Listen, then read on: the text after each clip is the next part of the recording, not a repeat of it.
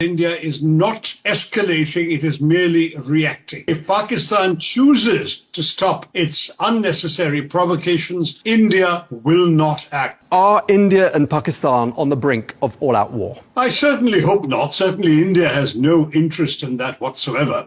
All India wanted to do was to make it very clear that people from Pakistan can't just come across the border, kill innocent civilians who are just enjoying a tourist holiday and walk back across without having to pay a price for it. So all India did was react in self-defense to a terrorist outrage. And India did so in an extremely careful and calibrated manner, and making sure they struck only known terrorist bases and headquarters, did so only at night when there were likely to be no civilians wandering around the streets, and did so while very carefully avoiding striking any government or military installations in Pakistan, very clearly signaling that this was not the first salvo in a protracted war, but rather a one-off reprisal for a terrorist attack. Sadly, Pakistan chose to overreact. There were severe artillery barrages across the line of control, killing 19 Indian civilians and hospitalizing 59 people with grave injuries. India only retaliated also in kind with artillery shells. But then when Pakistan decided to target Indian military installations by sending drones and missiles across, they were stopped and intercepted by Indian air defense, and India in retaliation attacked Pakistani air defense.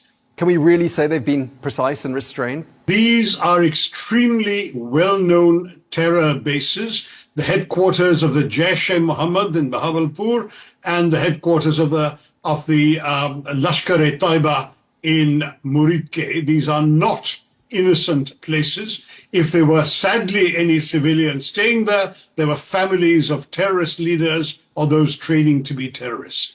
I'm really sorry to say this because we have absolutely no interest in behaving like terrorists and killing civilians. There is no question in my mind that India would have been very happy to merely dismantle the terrorist infrastructure rather than even take a single human life.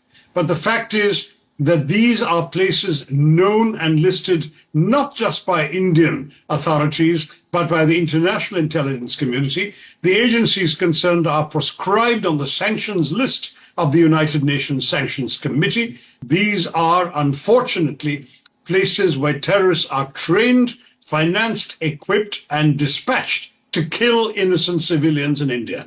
That's what India was reacting to. What's the evidence, sir? Pakistan is a master of denial. They denied having anything to do with the Mumbai attacks that killed 170 people on 26/11/2008 until one of the terrorists was caught alive and the Pakistanis had to admit that he and everything he said came from them. They denied even knowing where Osama bin Laden was until he was found in a military encampment not far from a Pakistani army base inside Pakistan. This is the Pakistani route. It's constantly show us the evidence. There is enough circumstantial evidence and there are intelligence intercepts on the basis of which India is acting. And India has absolutely no other reason to do this. India is a status quo power.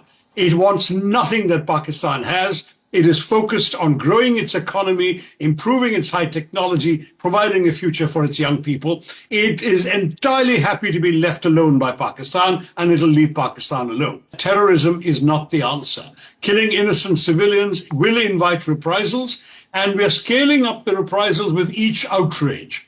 In 2008, after Mumbai, India tried diplomacy, tried grey-listing Pakistan, tried blacklisting the agencies concerned in the Sanctions Committee.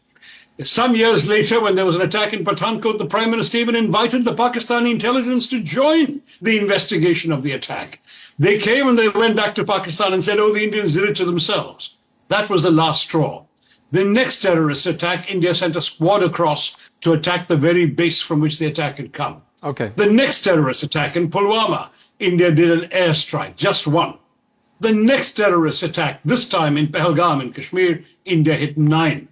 How much longer do the Pakistanis want to play this game? India is prepared to play it. But India is much happier to be left alone. And that's what we will urge the Pakistanis to do. Up until this point, has there been any nuclear saber rattling, I should say, on either side. India has a declared, published, and long established policy of no first use of nuclear weapons. So India would never rattle any sabers of a nuclear kind because that is the Indian policy. Pakistan, on the other hand, does not have such a policy and has implied that it would be willing to use nuclear weapons. So again, the ball is in Pakistan's court. You do understand that equivalence between the two countries on any of these grounds is completely false. You have a terrorist providing state and you have a terrorist victim state.